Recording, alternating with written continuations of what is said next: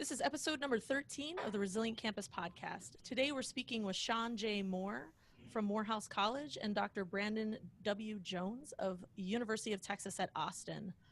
Dr. Jones is the Associate Director for Student Learning and Development at University of Texas at Austin. He holds a PhD in Educational Leadership and Policy Studies from the University of Texas at Arlington. His research interests include intercollegiate athletics, minority student achievement, and academic support programs. He and his wife, Melissa, have been married since 2011, and they have two children, Alyssa and Brandon II. Shawn J. Moore is the Associate Dean for Residential Education at Morehouse College. In between reading comics, checking out the latest movies, collecting Funko Pops, yes, he has a mad obsession, and an occasional round with his PS4, Shawn is a PhD student at Mercer University in the Educational Leadership Program with a concentration in higher education, where he explores student leadership and identity development for Black, gay, queer identifying men in his research. Shawn is engaged in a dual career path, one that provides him with experience in student affairs, administration and leadership, and communications marketing. He is currently Associate Dean for Residential Education at Morehouse College, host of the Mindful Rebel Leadership podcast, which is awesome, a photographer, and a graphic designer. So welcome you two. I know it's Saturday. Thanks so much for taking time to talk with me today. I'm really excited and inspired just in the two-dimensional work that you're putting out in the world, and I'm so excited to now be connected in this third dimension. So welcome to the show. Thank you for having us. So it's great. Thank you. Thank you. It's a pleasure to be here. So thanks for rolling along with me. This is the first time that we are, as a podcast, even thinking about doing video as a podcast interview format. So you're just rolling along with it. We're going with the flow, and I really appreciate you two and your flexibility. Oh, absolutely. So, I have a kind of a set of questions that I think about asking folks on the Resilient Campus podcast. And, one of them is just really centering the identities that are salient for you today. What are those identities, and what do you want folks to know about you as we contextualize our conversation today? Sure. I think, in going over the bio, much of my work is centered around kind of how I identify, as a Black, gay, male, first generation college student. I think that's part of what sparked a lot of the research that I'm interested in and a lot of the research that I do. And also the work that I'm passionate about doing. That's part of the reason why, in my career kind of transitions, I ended up I ended up here at Morehouse to be able to work with this population in particular. Morehouse, crazy enough, I had like a checklist. I think maybe we all do this. All of us higher ed folks have like our dream schools that we really want to work at. Morehouse was actually that for me. And mainly because it tapped into my interest in wanting to give back and pour into working with folks that look like me to be able to kind of help them become their best selves. That's beautiful. Yeah. Thanks for sharing that, Shawn. What about you, Brandon? I think the identity for me as a Black heterosexual Christian man, for me, and growing up in East Texas, that too is an identity in and of itself, especially with sports being the predominant culture in this state. I think that's where my passion for the research interests that I fell into studying intercollegiate athletics, but also what that's also led me to do is ultimately find my way to the University of Texas at Austin. Similar to Shawn, UT was that school for me. I've always wanted to work here. It was too big for me to attend in undergrad. I just didn't feel like I would make it at a school like that, so I chose a much smaller institution. But for me, coming a full circle back to where I wanted to go for grad school and coming to a place that is probably one of the more diverse campuses that I've ever had the opportunity to work for in my career, and just being back in my home state and doing this kind of work with anybody that wants to interact with me. It's really good to be able to do that, but also inspire other students to explore their areas of interest that may be areas that are salient to their identities as well. So it's really exciting work that we're doing right now. And I think that's a really beautiful segue, because how I came into awareness of both of your work is through the Black Panther syllabus and, kind of working with my first generation students, my students of color, really helping them to center their self-reflection about identities and this amazing time that we're in where, you know, Black lives, Black stories from an assets-based approach are being told in this format, you know, in mainstream media and comics. So I'm really interested in sort of uplifting that work. If people already don't know about it, I'm really interested in them looking into it and being able to look at all the beautiful voices and authors and scholars and storytellers that are uplifted in that document. So that's how I came into your work. I knew about Shawn's podcast, the Mindful Rebel podcast. I can't remember how I came across it. Maybe because you interviewed Dr. Terrell Strayhorn, and we were in conversation about having him on the podcast too. So he was in our last episode 12, and I think that's how I ran into your podcast. So that's my awareness of your work. I know that's like 0.5% of what you all are doing, right? So tell us a little bit more about the work that you're doing today. What do you want to share with us? What are you excited about, passionate about in your lives today that you're uplifting? I think for me, I think it's important to note how I came across Shawn as well. I think it was a couple of months ago. I was on Twitter, and a mutual friend of Shawn and I think Shawn and this friend of ours were having a conversation that I just happened to thread in on, and I was like, wait a minute, who is this Shawn Moorcat? So I looked in his bio, and I was like, wait a minute, he plays games, he's a designer, and like in higher ed, for me, I was telling Shawn, I said, man, it's so rare to run into fellow Black creatives in higher ed that are doing similar work. And it's funny, just in talking to Shawn a few minutes ago, I didn't realize we were both in Res Life as well. So I was like, man, so we got all these similar interests. I said, man, I looked at his portfolio. I saw that he had talked to Dr. Strayhorn. I saw some of the other speakers that he had spoken with on his podcast. And I'm like, man, I got to connect with this dude. Like, we gotta do something, but I don't know. So like a little fan, I sent him an email and was like, hey, bro, big fan of your work. I really want to do something with you. I just don't know what. And Shawn was like, well, hey, keep me posted. And one day I was just sitting here and I'm like, everybody's doing a syllabus around like 444, the Solange album, Seat at the Table, Lemonade. And I said, what if we did a Black Panther syllabus? So I shot him an email and he responded like in 10 seconds. It was like, let's do it. How you want this to look? And within like a day, he had already laid out a framework. He had themes and topics. And what we did was we kind of came together and started pulling together things that we felt like are important to the work that we're doing, it's important to the students that we're serving. But I think the most important thing that we both came to was representation. I think that was the big theme of the work that we're doing right now. I think that we're both pushing and stressing this, not the concept, but this idea that, you know, people need to see folks that look like them and talk like them and come from where they come from in these spaces, in popular media, in higher education, in politics, wherever. And that's why the syllabus is packed with not just primarily academics. I mean, we reached out to people from the barbershops, the church, the school. I mean, anybody that wanted to contribute, we gave a pretty fair shot at putting something in that syllabus because that representation mattered. And we knew that through Twitter, we would do a better job of reaching people who won't be in our classrooms or won't be on our campuses, but they'll be on social media. So that was the context. And I think that's kind of the thread in for me as to some of the work that we're doing around representation and intercultural competency development, but also just student support in general for me.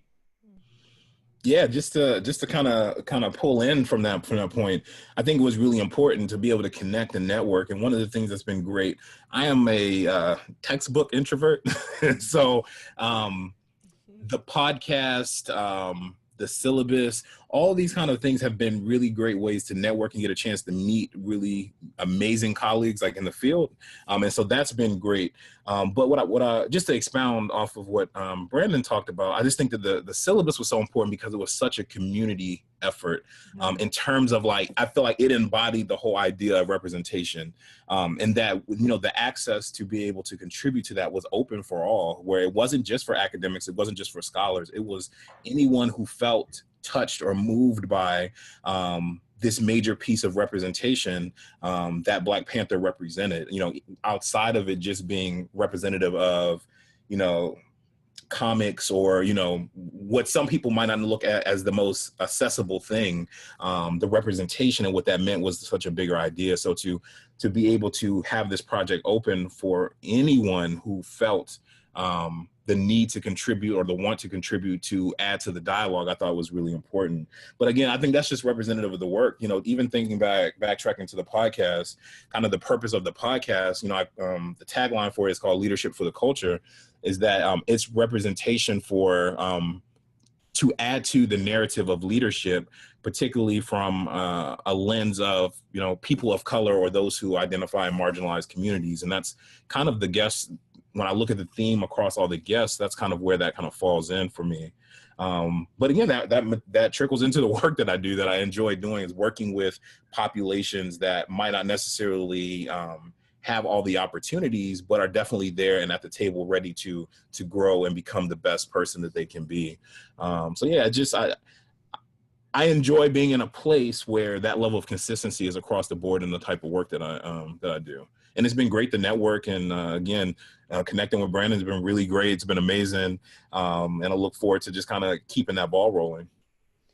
Thanks for sharing that. I'm really interested. So you put out the syllabus pretty quickly. What were some process lessons that you learned?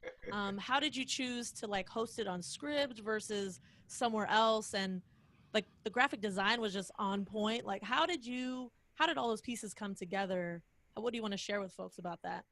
I think for the design standpoint, Shawn wanted that thing out there faster. And just to be honest with you, Shawn wanted that thing out like, hey, the movie come out this day, let's get the syllabus out same day. And I'm like, bro, like I got 2 kids under the age of 5. Like let's and NASPA was coming up and all that. And so like you said, it came out quick. Shawn would have had it out there in 2 weeks if I hadn't held up the process a little bit. Because Shawn is one heck of a designer. I mean, just for me, that's one of the reasons I wanted to partner with him, because as a fellow creative, as a fellow graphic designer as well, Shawn was somebody that I felt like was going to push the envelope the way I wanted it, that I felt like this thing could be pushed. And I just saw how quick the vision came together for him. And so I just got out the way and was like, bro, do your thing. Tell me what you need me to come in there and back it up on. I mean, honestly, we laid out content, we talked themes, and Shawn is an ideator. He won't admit it, but I think Shawn is a good ideator. Ideation is one of my strengths in Strengths Quest. And I felt that energy, man, way out here in Texas. And, you know, just being able to come in and put all these thoughts on paper and watch the process come together. I think one of the things we learned was that, one, we didn't realize how big it was going to be. Yeah. You know, we were like, hey, if we can get 20 people, good, cool. We can come up with something. We can design around that so that it won't be too heavy. Man, Shawn sent me a text message one day and was like, man, we got like 154 submissions. And I'm like, you got to be kidding me. Nope. He said 154. And so I was like, okay, we'll get to that. And so we started dividing it up, and Shawn had knocked out his half super quick. It took me a couple extra days / week to get my half curated and knocked out. And it was just amazing the level of talent that people had. And so for us, it was like, we're not looking to get rid of anything because we had creative control, and we somewhat went in with the end in mind, knowing that, okay, if it gets to a certain size, we know that emailing it ain't gonna be the best format. And we knew that if it got bigger than an email format, at some point, only making it available online. And because both Shawn and I have websites, we knew that we could get it up on our websites. And I'm like, hey, if you know Scribd better than me, tell me what I need to do to get it up there, because I think Scribd is going to be the best way at some point. And Shawn just was like, I'll handle it. And he went in, and Shawn was the fixer, the closer, the designer. You know, I came in with ideas, and he took the ideas and packaged that thing. And, you know, and you got the syllabus rather quickly, much quicker than had I stretched it out any longer. So yeah, that's some of the procedural elements, but that number was the big one more than anything else. Yeah, and I think it was I think the push was my marketing hat. I wanted to be at a place where we're riding the wave of the conversation, because I think that, you know, Black Panther, I think definitely highlighted, this whole aspect of representation and why that's so important. But I feel like we've been on a wave in the last few years of particularly for people of color, for the Black community, on our narrative being told in a very different way in the last few years in terms of, popular culture. And I think Black Panther kind of was like us creeping up at the top of what that representation is really going to look like. And so because the dialogue was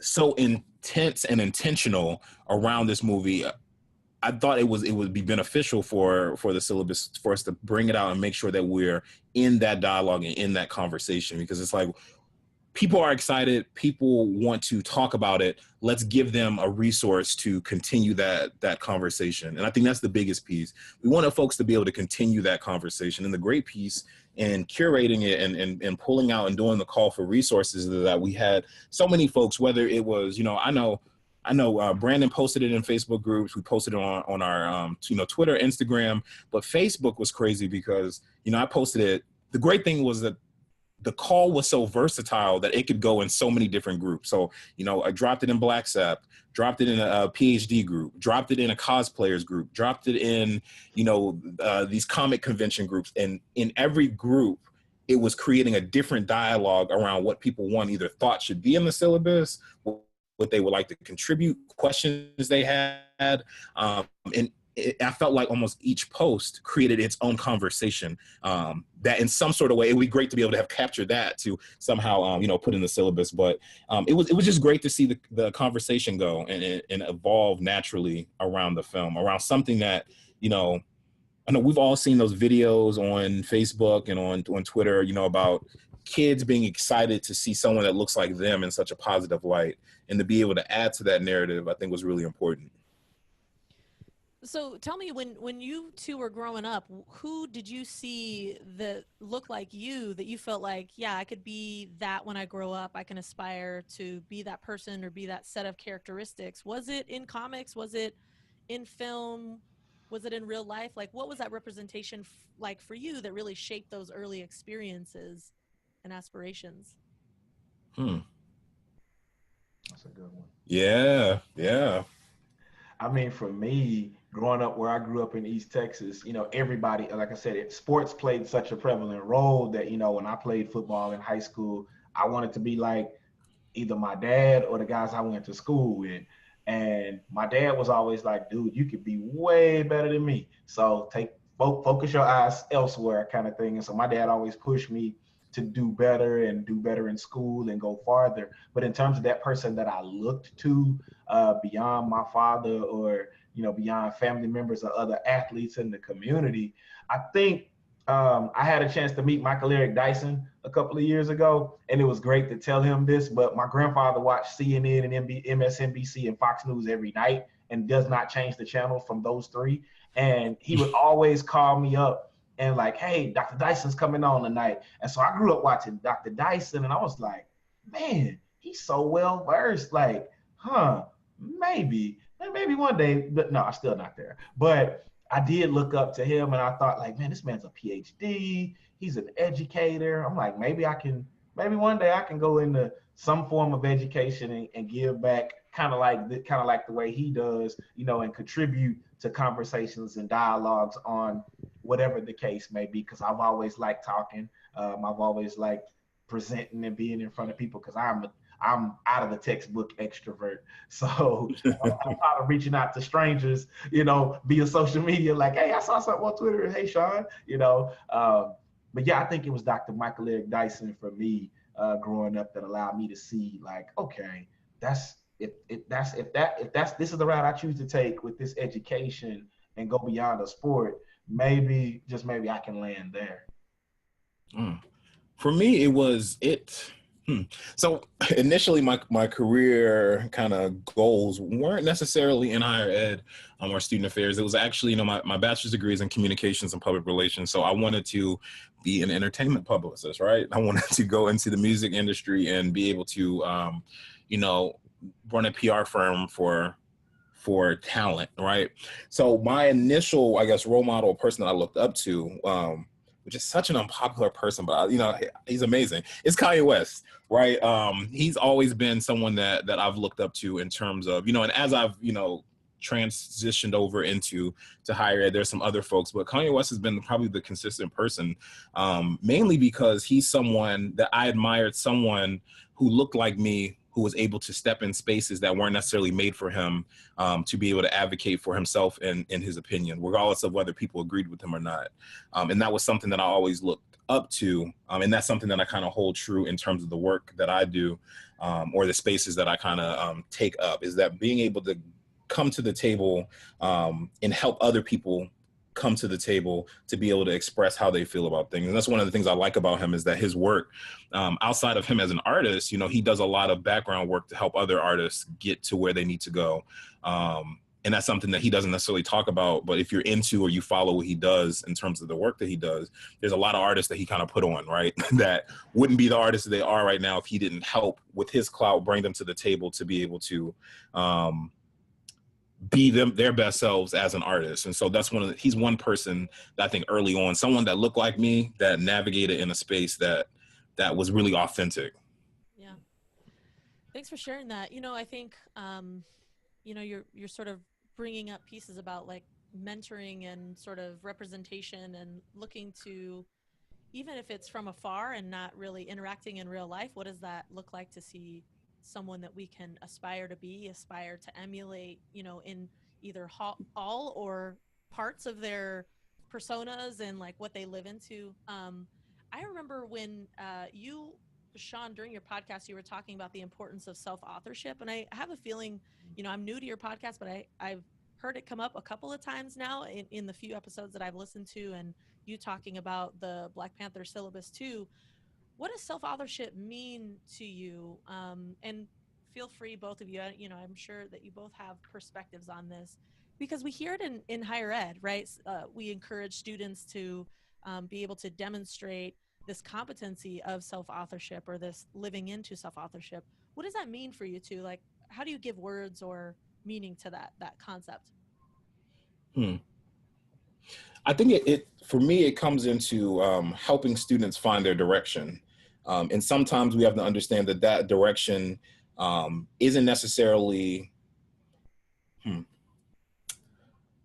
So when I think about the concept of self-authorship, I think it's really about helping students find themselves and step into being their best self. And I know I say that a lot, but I think that really rings true in the work that we do, that we know students have a direction. We know that they know intrinsically who they are, especially this demographic of students that we work with, right?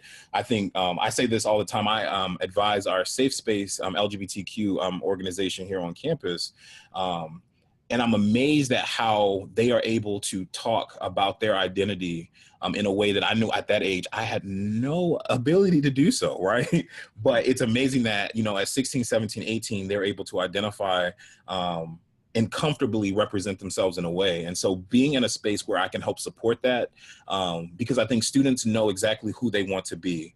And it's just us kind of helping steer them in the right direction, whatever that is for them, and not imposing any preconceived notions about what that should be, and helping them really find that direction for themselves. We know that a lot of times, I think particularly I think it happens a lot in the Black community, right? That we have parents, we have aunts, uncles, cousins, put certain restrictions on who we are and how we kind of navigate and grow up. And then students get to college and they feel like for the first time that like I can be myself, and really figure out what that looks like and speak or lean authentically into who I actually am. And so to be that person on campus that people can, hey, I'm having this issue, I'm having this idea. What can I do to kind of make this meet who I am and how I show up? That's what's really important to me, is to really kind of be that person. When I was in undergrad, there was one person, crazy. I did another podcast last week and I talked about, I need to call him. My mentor, Shawn Lamb, he was that person for me, right? He was a great mentor because he didn't mentor with a heavy hand, if that makes sense. Like he mentored and I didn't feel like I was being mentored or lectured or anything like that. He was my supervisor. I used to work in undergrad. I worked in our gym facility. And so I was one of the building managers. And as a first generation college student, somebody figuring everything out on their own, not really having that person at home to really lean on. I would just come in his office, vent, talk about things, and he would just drop little gems, you know, in the conversation about, well, maybe you should think about it like this, or maybe you should do this. Never would say, you know, what's right or what's wrong, but always came from a perspective of, well, maybe you should think about it from this particular lens. And he's the person that got me interested in higher ed in general, because I wanted to be that person for other folks, to be able to kind of give back and pour into other people. So I think that's kind of part of it. That's part of it for me. Yeah. Thank you. Mm-hmm.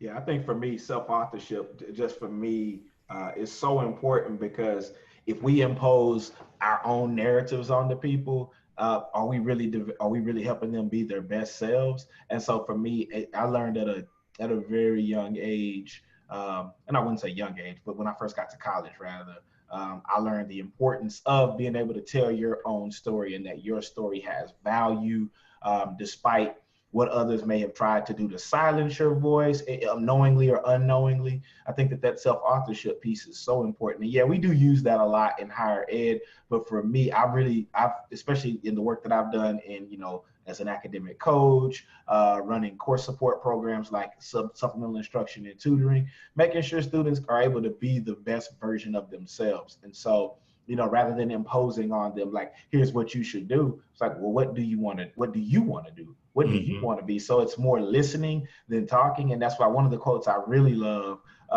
is from that 7 Habits of Highly Effective People: to seek first to understand, and then to be understood. I mean, you can use that in any situation, in any context, in relationships, in conflict. Here at UT, in our division for student learning and development in residence life, we have a program called Longhorns for a Culturally Competent Campus. And in that program, the way Dr. Mylan Kirksey set that course up is for the students to develop their own skill and to develop their ability to communicate across difference more effectively. And self-authorship is a big part of that, telling your story. But it starts with, you know, your ability to seek to understand. And so there's never this moment where we're trying to force people to agree. Well, how much do we need that in our society right now? A lot, I would argue, because civility is just, especially in the political landscape, is just so lacking, that I think that if we spent more time trying to understand the other, there's the phenomenologist in me coming out there. If we spend more time trying to understand the other, man, I mean, what kind of world would we live in, you know? And that's why I've enjoyed this experience being at UT specifically, just because that's something we're actively doing every single day. And, you know, I have a supervisor that is pushing that in meetings. He's pushing that in conversation, when one-on-one, behind closed doors, in public spaces. It's like, what, you know, help me understand where you're coming from here. Help me understand that, and reserving that judgment, and sitting back and listening to the other person. And I think that if I walk away with an understanding, even if I don't agree with you, we can still coexist a little bit better, because I understand, oh, that's what it's like to be Shawn. That's what it's like to be Brandon Jones, you know? And that's why self-authorship is so important, because it communicates to me that that understanding, and helps people see, like, this is who I am, and this is how I want to navigate this world, and who I want to navigate this world as.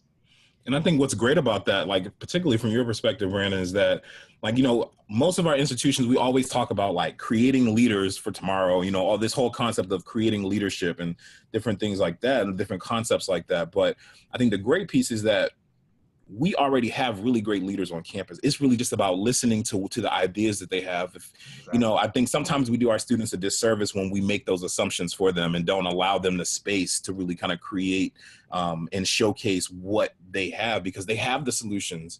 You know, I see that on different committees where we have students there, that we'll have students that bring concepts or bring ideas or bring solutions to the table that we're like, well, all these degrees around the table and we didn't think about that. But that's a great part about being in this field, is that they have the answers and we just have to provide them.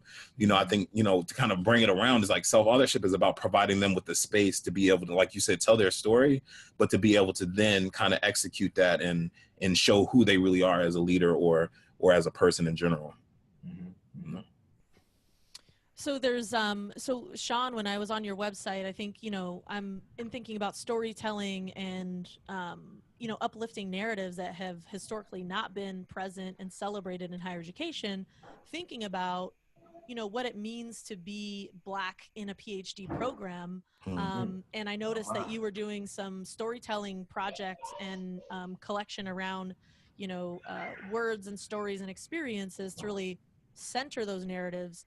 um, and Brandon, having gone through a doctorate program, what do you want folks to be thinking about or to know and to reflect about in terms of that narrative that you're experiencing, that you've heard from others about what it means to be Black in a PhD program, that you want to share with folks? Sure. I would say two things. So I'm in year two. I'm rounding out the end of year two.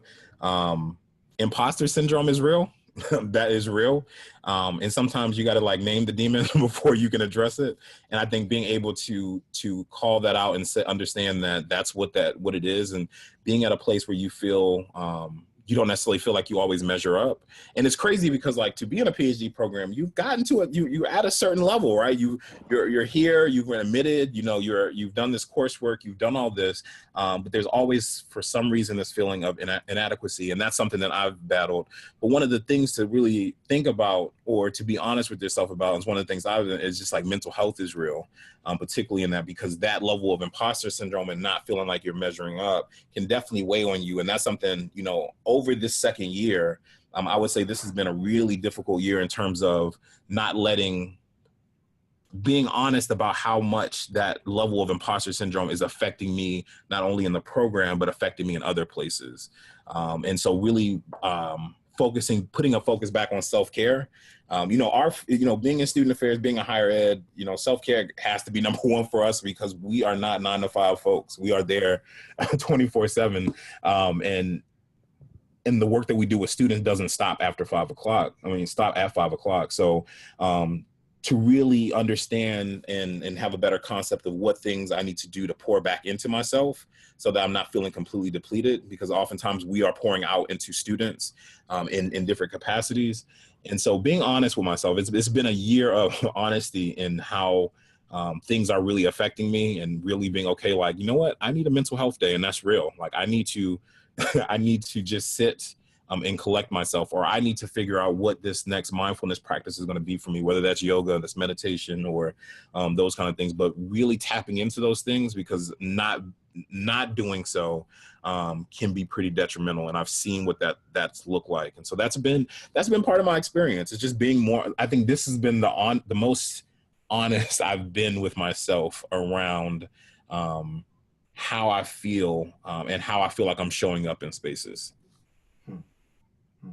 Yeah, I think being Black and in a PhD program, having gone through it, I think that there are some things that are based on the individual, and I think there are things that are going to be somewhat universal. I think that number one, overcoming rejection, that's a huge part of that process, because many of us, I'd imagine all of us applied to more than one school.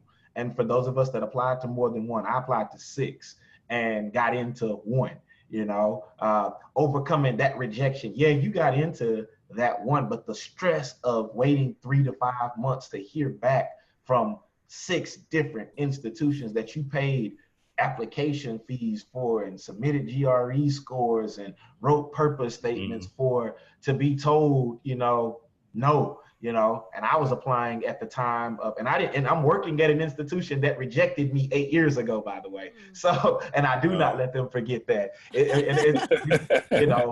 But at the same time, the people in the program at that time were very transparent and honest. And I reached out to everybody that told me no and just asked, hey, is there a reason why, I didn't get in? And they were sharing, it was 2009, height of the recession, and people were going back to programs, and the competition was just, you got Brandon Jones about to finish a master's program versus person that's been in the industry 15 years, wants to come back and get their doctorate. They were just better. And, and I can handle being beat by better. That's not a problem. But it does weigh on you. So then when you finally get that acceptance, it's like, okay, deep breath, but don't relax too long, because in a month and a half, you're about to start a PhD program. I graduated on Saturday, May 9th of 2009. June 4th, I was in a PhD class. Not a lot of breathing room between the time that I had made my decision and visited the institution. So overcoming the rejection is one.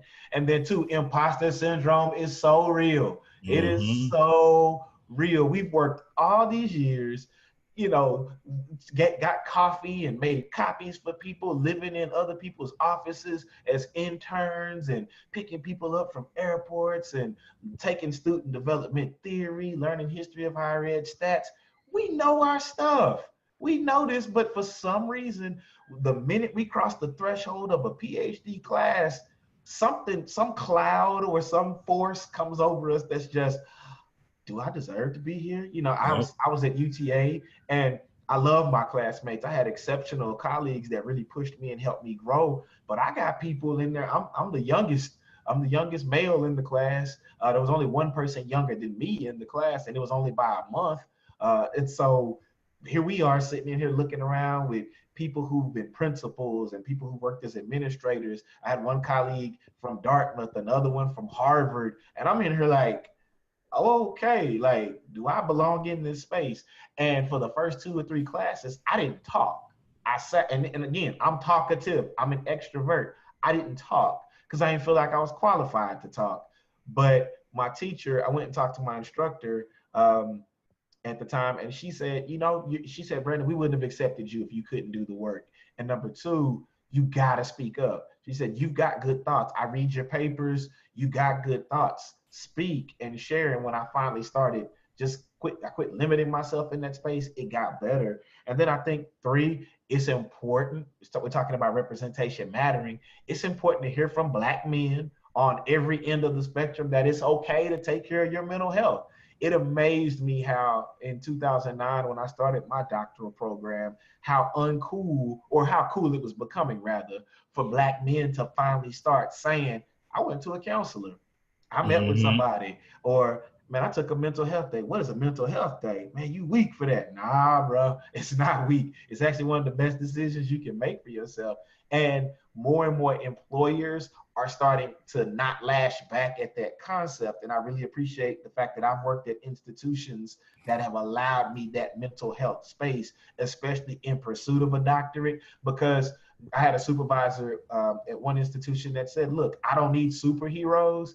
I need healthy, competent, and employees that are ready to go. I don't need you to be a superhero. I need you to be the best version of Brandon Jones that you can be. If you're not going to bed until 3 in the morning because you're working on, your dissertation, I'm gonna need you to pump the brakes and think about, when you're working on it. But then too, what can we do to create a space for it? Every institution is not gonna do that, but if you're upfront during the interview process and you're communicating that I'm where you are on that spectrum of completion, they'll support you. But mental health is so important. And I think that I never would have been, in the position to do the work that I do today. I don't think that I'd be the father that I am today, or the husband that I am, or the colleague, the friend that I'm able to be right now, had I not have sat down with somebody and just talked. I mean, not that I was laying on a couch or anything like that. That happened a couple of times, but I chose to do that because I wanted to be stereotypical in that moment. But no, mental health is so real. We've got to be better agents in student affairs of self-care. We've got to be better agents of that. And one thing I want to touch on, Brandon, that you mentioned is this whole idea that our voice matters in these, and it still kind of ties into this whole representation matters, because I love my cohort, but it's amazing that certain times when we bring up topics in class, and I've had that exact same feeling where I'm like, do I belong here? Does my voice matter? No, I'm not going to talk in class. Because I was the same way. My first few classes, I said absolutely nothing. Mm-hmm. I was just sitting there like, And I had that same moment with a professor that was like, you write well, you have a perspective. There's information that would benefit the entire class if you would share. I need you to talk. And I'm currently the only Black man in my cohort. And it's amazing that there are perspectives that we have that, you know, folks that are around the table don't know anything about. And so that it becomes that much more critical in terms of like this whole idea of self-authorship and sharing stories and sharing narratives, that we do keep that voice up and we do talk in these spaces. Because, you know, there's some of my class, I know there's many times that I've done presentations around my research or done presentations around class topics or different things like that, that my cohort mates will be like, you know, I did not know that, or I did not know that that was an issue, or that was an area that folks, you know. And one of the other things that, you know, I'm a minority in my cohort is that I'm one of the only student affairs folks in the ed leadership program. And so all of that kind of contributes to a particular narrative and a particular story that we have to be more and more confident and comfortable in actually sharing, because it has a place, and it has a you know, not to be stereotypical, but to be, it has a seat at the table for us to be at the table and have those kind of conversations to share. Because, you know, one conversation that we can have in these spaces could be something that really opens someone's eyes to really start thinking critically about how other people show up in spaces. Mm-hmm. Mm-hmm. Yes. So we're at this really interesting time. You know, I'm really inspired by it, where there's a generation of people of color and queer people of color in, you know, using PhD and EDD pathways to really make their impact and have their voice heard and kind of have their, like, blaze the trail, if you will, in higher education, in these systems that weren't built for us and built with us in mind. So I'm wondering, you know, in terms of the research and that scholarship that you are engaged in, how do you see your role as a scholar or as someone that is paving that way in higher education? How do you see the PhD or the EDD? How do you see that informing, opening doors? Like, what was your decision to pursue that degree, knowing that, and I looked up the recent number for 2016, it was like 7% of African-American folks have a doctorate degree in the US. And so, you know, kind of knowing that these systems are, you know, they're challenging, and very few of us like make it through, and whoever that us is looking at those specific intersections, right? What was your choice to pursue and, you know, and complete a program?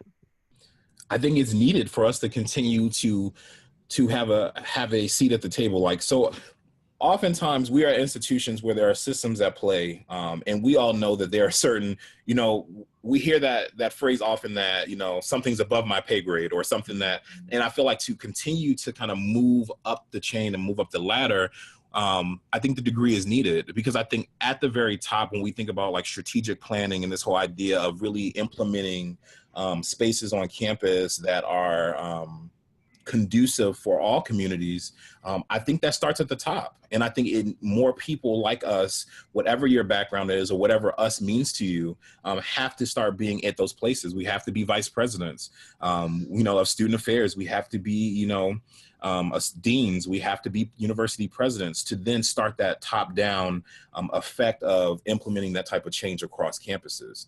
You know, it's difficult for someone who might be an entry-level position that has this perspective of, you know, ensuring that folks in marginalized communities all have a fair slice of the pie. It's hard to do that if, you know, your supervisor doesn't buy in and your supervisor's supervisor doesn't buy in.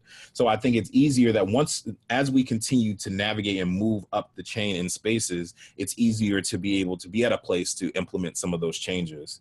Yeah, it's difficult. I know that. I know I've been in spaces at institutions where, you know, I feel like my hands are tied, where you want to do certain things for students and you want to be able to help students in a way that the institution just doesn't seem like they're not about it. You know, they're not ready for that, no matter what that means for them, whether they're not interested or whether they don't feel like they have the resources or whether they don't have the knowledge. The institution is just not ready for it. And so I think for us to get institutions ready, we have to be the ones at the top. To then say, this is just how it's going to be, and this is how it needs to be. Everyone here needs to get in line so that we are really being as effective and showing up the best way we need to for the students in which we serve, all students that we serve.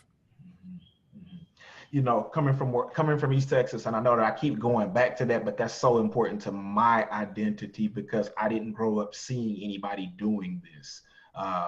I couldn't tell. Like, there are still people to this day when I go back home that when I say, I worked in student affairs or my master's was in higher education, that don't know what that is. And that was disturbing, but it was also revelatory, if that's the way you're supposed to say that. It revealed something to me in that, why can't we change that? What can I do to change that? And my dad was like, you go do it, because every time because no matter where I go, no matter where I end up, people get to say, he's one of us. He came from here. He came from us. And so, nobody calls me Dr. Jones back home. Let me just be very, very, very clear about that, because that's just not going to happen. If they do it, it's jokingly, and I don't make anybody do that. But I wanted kids back home where I grew up to know that this is possible, because there was only one pathway for a lot of us growing up. It was go be an athlete, or my dad worked at Train, which was, the air conditioning plant. And other men in the city worked at Kelly Springfield Tire, were preachers, barbers, police officers, whatever. Those were the only vocations. And I could do none of those things for lack of athletic ability, for lack of not being really good with my hands. So for me, I needed another pathway. And I wanted to show that you could play a sport and you could also go to school and be dope as well. And so me and a couple of my buddies, we just said, look, we're going to push this thing and see how far we can go. I got to college and thought, one day I'll, being a design major, I'd work for Nike or something like that and go teach as a professor at night or something like that. But then I was hanging out in our Office of Multicultural Enrichment at Abilene Christian University, and Lachey Gratis told me, she said, you hang out here a lot. And I see you as you working over there as a peer over in the Student Success Center and all that. You do know you can get a master's degree in this, right? And I went, excuse me? I can get a master's degree in what? She said in student affairs. And our school happened to be starting a program. And so I thought I was still going to go on and get an MFA. I didn't get in. And during that year, I applied to get into a higher ed program, and then I got in. And my mindset totally changed at the options that were available to me, simply because somebody said, you do know you're already doing the work. I'm tutoring athletes. I'm in the city, active in Big Brothers Big Sisters. I was doing all these different things. And I thought, I am doing all of this stuff. I am working in these student organizations. I am advocating for these student groups.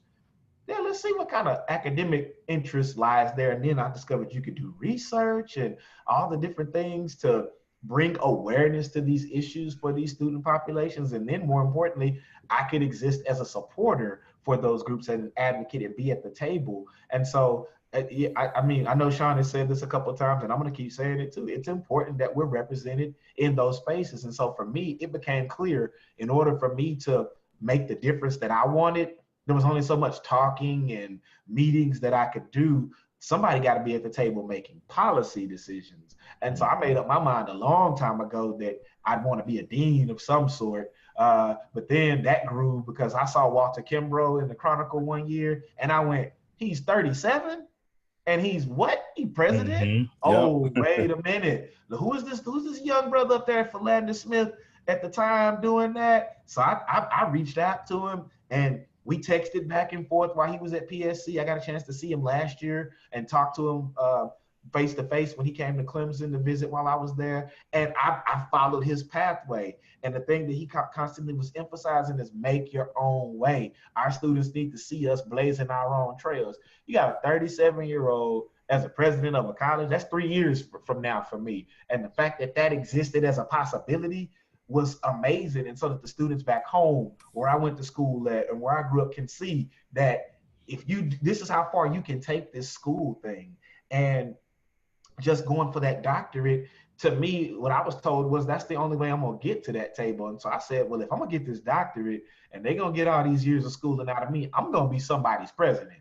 I mean, that's the bottom line. I ain't going through all of this just to stop. Like, I want to get as high as I possibly can in the academy and be at the table. And if I can be at somewhere in there making those decisions that are going to impact students and opening doors and creating opportunity, well, doggone it, that's what I'm going to do. So those late nights writing that dissertation and being in that basement from 9 p.m. to like 3 a.m. while my daughter and my wife slept was worth it, because in my mind, when I go home and I walk at a football game and say hi to people, people can say, hey, that's Brandon. He went to, John Tyler. And, hey, he knows what it's like to grow up here and graduate from here and go on.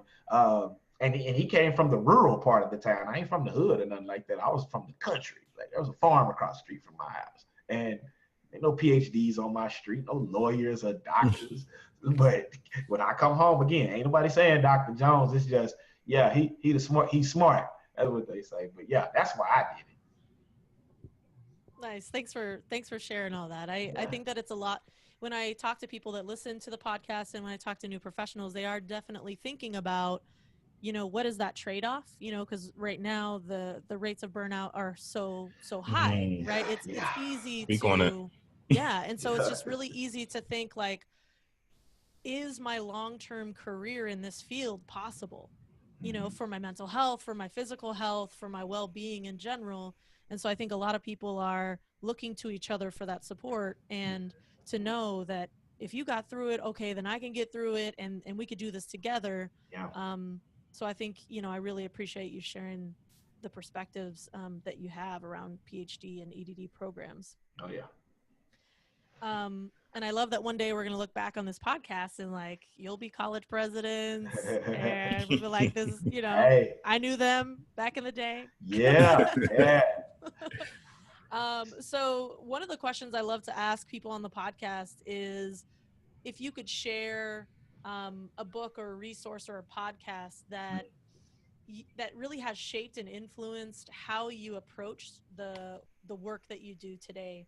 What is that author, that voice, or that piece of like writing or resource that you want to share with folks?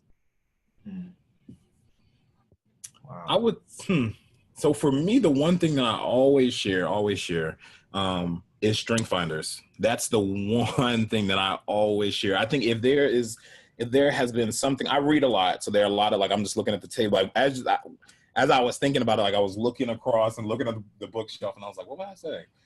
It would definitely be Strength Finders, because I think that's the one thing that is one book, one assessment that's going to look really different for everybody. But I think that's the one. I've taken it twice. I took it one in my master's program and I took it maybe 2 years ago. And it's been very consistent, but that has been the one thing that I've used to talk about myself and talk about how I show up in spaces that I think has been the most accurate. Yes. And it's given me a vocabulary or a way to figure out how I think it's one of the great things about being in higher ed and student affairs is that, there's learning going both ways, that like, we pour into our students, but they pour into us in some really cool ways.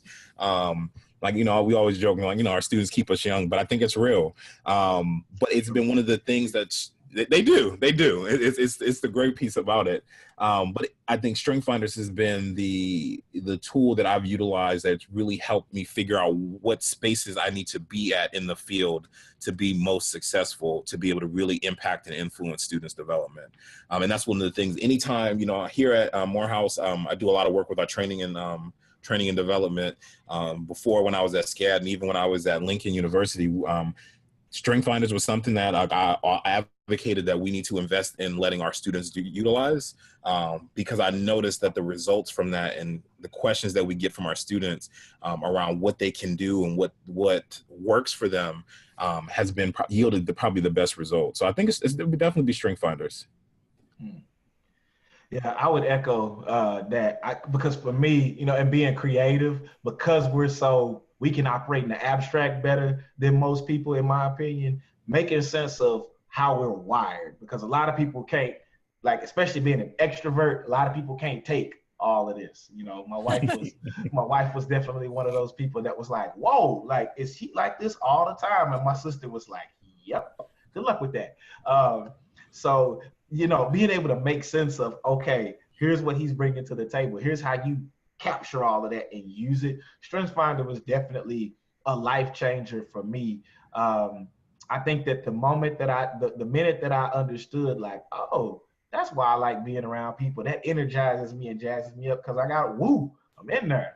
That's I see that. I can absolutely see that. The woo. It's there, man. That thing is there. And as a leader, that has good consequences and it has bad consequences. So StressFinder is definitely one that that just the assessment and the book have been eye-opening for me because it helps me as a dad every single day because I'm already seeing my daughters, especially in 2018, trying to raise a Black girl in 2018. I'm seeing her strengths start to develop. And, you know, early in life, I was seeing so many similarities, but she's going in a totally her own direction. Not I wouldn't say different, but her own direction. And being able to help and shape and mold that has been fun, but it was StrengthsFinder that helped me there. And then at work, being able to identify those strengths and see how people operate, man, that's been great. I think the another thing that's been helpful for me is TED Talks of any kind and learner is one of my top strengths as well. So and input. So I'm always looking for what's the book, what's the podcast. Like, listen, did y'all know they had a book? Yeah, I got that book. I just got this the other day. Like, this book is dope. Yeah, this is, you said TED Talks. I was like, this is great. Awesome. Yeah. I mean, is it not the best thing in the world? Yeah. Actually, when I did my TEDx last year at my alma mater, they gave us a book called Talk Like TED, and it shows you how to, and it gives you a list of TED Talks to watch. And I'm like, oh, this is the worst thing in the world to give me, because I won't make it through the book, because every time they recommended a TED Talk, I put the book down and go watch the talk. So I haven't finished that book yet, but yeah, TED Talks are great. I listen to Shawn's podcast, obviously. But also, yeah, and now Resilient Campus. And then Adam Grant has one called Work Life, where he talks about the different, he talked about strengths last week. He talked about having too many superstars on your team and the effect that has. That's been a really interesting one. It's a brand new podcast. It's only been out for like a couple of months. And I think I saw that come up in the podcast listen. Dude, let me tell you, that one right there, I mean, on my commutes in the mornings, I've loved it. I've listened to that at least. And even at the gym, I'm on a treadmill or something, I listen to that, and they curate their own commercials. So it's not like you get the average commercials in there. Like, he actually selects sponsors that relate to that day's topic, and he goes and talks to them, and it's not your average commercial. They were giving away free glasses subscriptions from Warby Parker and all that the other day, and they were talking about the culture at Warby Parker. I can talk about that stuff all day, but yeah, TED Talks, books, and StrengthsFinder, yes, and all the wonderful podcasts that we just shouted out. Very biased on two of them, but well, I'm gonna have to listen to that Work Life. I think that was Adam at NASPA or ACPA and NASPA a couple of years ago. It probably was. I think so. He does collect stories. That's his whole premise of his podcast, is collecting stories. I can't believe I forgot to mention that. Yeah, that has been very helpful. And he's not stereotypical student affairs. Like, it's outside the box, but it's so applicable to the work that we're doing. Yeah. And I'll list out links to all those resources that you shared so that people can just easily click through and be exposed to that work as well. Yeah, absolutely. So this next question is sort of a big one, but what is that one piece of guidance that you would share with other professionals in this, doing this work in this field? What would you share with them to help them sort of navigate through their experiences and pave their own trails through higher ed? Shawn, you keep thinking on that one, because I've been waiting on that question. You got it. Go ahead. I've been waiting on this one. Listen, and it's because I did it the wrong way. The biggest piece of advice that I got was be yourself. It is so important in this field to not try to mimic and clone yourself off of another person you admire. There's things that you can, bits and pieces you can glean from other people, but the best advice I got was when one of my supervisors told me, he said, you don't have to be me. Like, he said, usually when you give your speech, this is how you flow, this is how you sound. Today you sounded like me. I didn't like it, and the students didn't resonate well with it either. Stop that.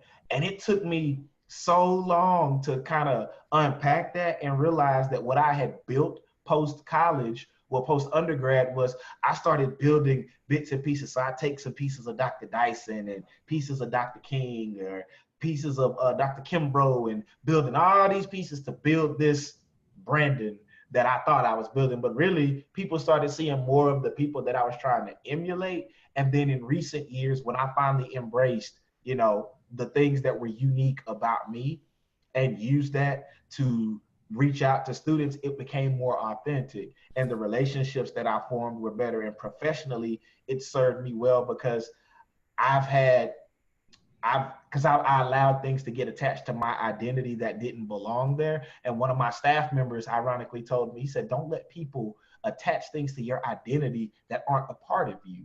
He said, you know, if you're naturally loud, continue being naturally loud. You know, if, you know, when you show up in a space and character is important to you, don't lose sight of that because character is not important to the people you're in the room with. You still be you.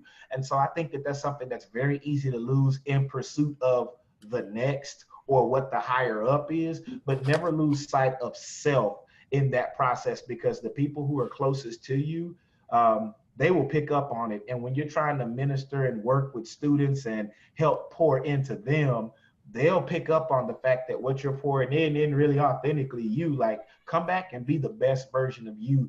And really, when you do that, that part right there has just, that changed my entire life and my entire perspective. And that's what ultimately got me back on the path to being a creative and getting back into designing, because for the longest time I put that on the shelf because I felt like, well, I can only be one thing. I didn't understand intersectionality at the time, and so I was like, well, I got to put this aside because the world won't accept somebody who wants to exist in the spiritual space with students and also the creative space, but also be their leader educationally. Nobody would accept that, when the truth was students were like, no, we need all of that, like bring that to the table. And when I finally embraced it and quit hiding from it and being shy of it, life got better-ish for me. Because some people still don't like that. But I'm okay with that now. I'm good walking in Brandon's shoes now. So yeah, I've wanted to say that this whole time. I love it. Thank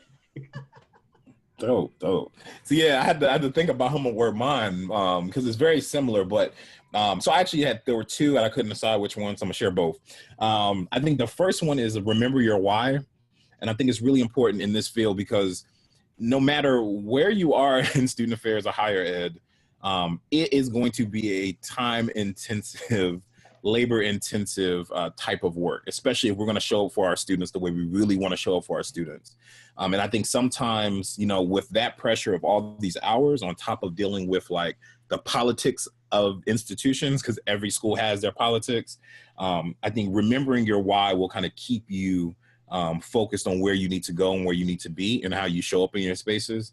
And that's been something that I've had to deal with in terms of being at institutions where, you know, it may have been the political aspect kind of got to me and zapped a bit of my energy, and made me realize I wasn't showing up the way I need to for my students, is always remembering and focusing back on the why. And I think the second one I mentioned is that this is not a linear career path in student affairs and higher ed. And remembering that everyone's path is going to look completely different. And sometimes we get caught up on looking at folks who may be at an advanced position in us and say, well, they took these 3 steps to get to where they're at, and understanding that it might not be that for you, and that's okay. Or you might jump a few steps and end up in another position. You just have to realize that the path is going to be unique for you, and figure out showing up the way you need to show up in the space, and remembering your why will get you to your end goal. But it won't always be looking at how someone else got there. It'll really be figuring out how it's going to be uniquely you'll get to those particular goals that you're trying to get to. Thanks for sharing. You know, I appreciate that, you know, sometimes there's not just that one, right? Yeah. I've realized even in asking that question on the podcast, people are like, look, I just can't do one, right? I need to do 7 or 3. So as we wind down with our discussion today, what, you know, is there anything else that you want folks to know that are listening to this podcast? And for those folks that want to connect with you, what is the best way for them to add you to their network and to begin forming that relationship with you? Sure. I would say the last piece that I want to give, and I can't stress that because I feel like it's been an undertone of the conversation, is that making sure that we are taking care of ourselves in a space in which we are designed to care about importance to other folks. it can be easy that we pour until our container is completely empty. And that's how we have folks that just show up heavy and not necessarily in the service of our students. So making sure that whatever it means to recharge and whatever self-care means to you, that you are really investing in it, and being unapologetic about, taking care of yourself. But that's been one of the things that's kind of been a constant theme for me, whether it's the PhD program or whether it's been, in the work that I'm doing, is really figuring out how can we take care of ourselves so that when we walk into our office, that when we have students who are in particular spaces, that we are really able to show up for them and be all that they need in that time. For me, social media, Twitter, Instagram, those are the best places. My website as well. So Twitter, Instagram is all the same, ShawnJ_Moore. And my website is ShawnJMoore.com. Yeah, follow me and let's chat. And I'll list those in the show notes so that people can easily connect with you. Perfect. Yeah, same here for me. But I put a disclaimer. Just know when I'm involved in your life, just know I have intrusive advising. So if you're looking for the somebody to come along you and support you, I'm that person, but I'm that person that's like going to really push you and hold you accountable. So buyer beware. So for me, Twitter, Dr. JONZ84. That's my Twitter and my Instagram. My website, bjonesproject.com. Feel free to reach out to me there. I'm everywhere you are. So, LinkedIn, Snapchat, Facebook, all of that. Anything. I just like people, obviously. Yeah, I get charged up. I get in trouble for that too, because, doing things like this matter to me. And these things actually charge me back up. And so it's kind of counterproductive to some people, but like I get life out of this, It's a Saturday afternoon and the sun is shining and I'm having the time of my life right now. And other people might be like, dude, how did you maintain that energy? I'm like, cause talking to people. These are people I get to talk to. But yeah, social media, website, and What was the other part of the question? Because I know I didn't answer it. Just what else do you want folks to know that maybe came up for you today that you wanted to share and you haven't yet given voice to? Oh, yeah, your experience actually matters.